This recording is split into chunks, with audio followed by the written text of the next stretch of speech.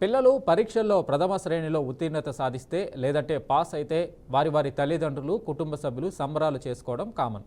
Fail అయితే ముఖం చూపించుకోవడానికి బయటికి రావడానికి కూడా చాలా ఇబ్బంది పడుతుంటారు. పిల్లలు చాలా మానసిక వేదనకు గురవుతూ ఉంటారు.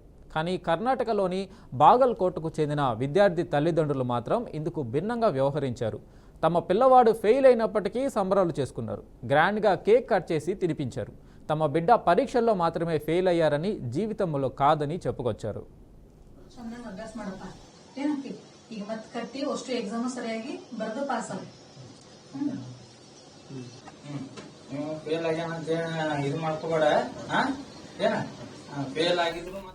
ఇటీవల వెలువడిన 10వ తరగతి పరీక్షా ఫలితాల్లో అభిషేక్ అనే విద్యార్థి 600 మార్కులకు గాను 200 మాత్రమే సాధించాడు.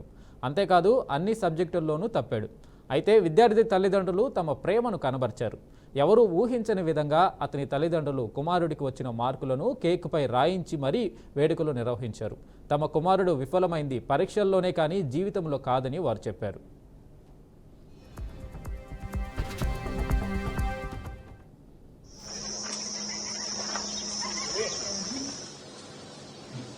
ಇಷ್ಟು ಪ್ರಯತ್ನ ಮಾಡಿ ಮೊದಲಿಂದ ಅಭ್ಯಾಸ ಮಾಡ್ಕೊಂಡು ಬಂದಿವಿ. 10th ಇಷ್ಟು ವರ್ಷ ಪಾಸ್ ಆದಂಗೆ ಈಗೂ ಪಾಸ್ ಆಗಿ ಅನ್ಕೊಂಡಿದ್ದಪ್ಪ. ಆದ್ರೆ ನೀ ಫೇಲ್ ಆಗಿದ್ವಿ. ಫೇಲ್ ಆಗಿ ಇನ್ನೂ ಸ್ವಲ್ಪ